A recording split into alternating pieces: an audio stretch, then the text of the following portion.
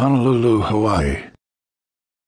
Tanner and Alexa were staying at a luxury hotel, but had spent most of their time either on the beach or off exploring the other islands. Alexa told Tanner that she was as happy as she had ever been. She also remarked that she had never seen him look so mellow. They made love often, and had done so at sunrise on a deserted stretch of beach. Tanner had seldom spent so much time with one woman, but he found himself wanting more of Alexa each day. A year ago, he would have been guarded with Alexa, as he distrusted the emotion of romantic love. However, admitting his love for Laurel Ivy had made him less wary because they had been able to stay close and hadn't ended in disaster.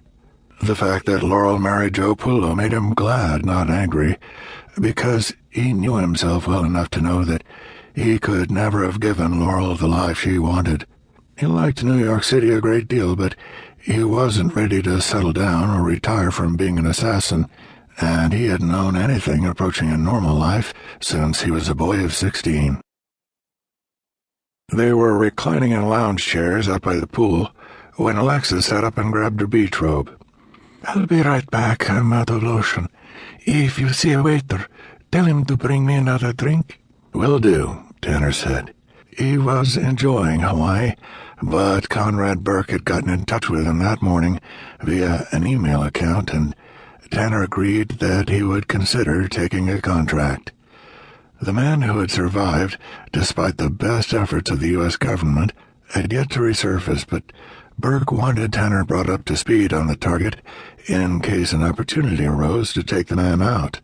Tanner told Burke that he would consider accepting the contract once he knew all the facts, and Burke said that he would be sending one of his people to see him sometime that day.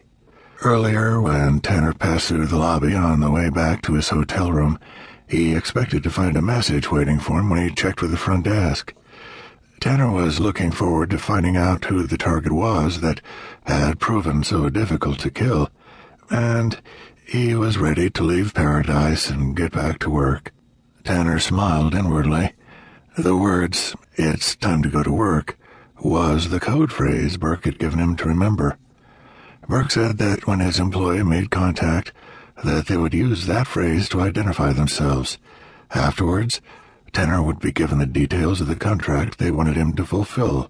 While in the lobby that morning, a man had approached him, and Tanner thought that maybe he was Burke's representative coming to make contact, and that he would give him details about the hit they wanted him to perform.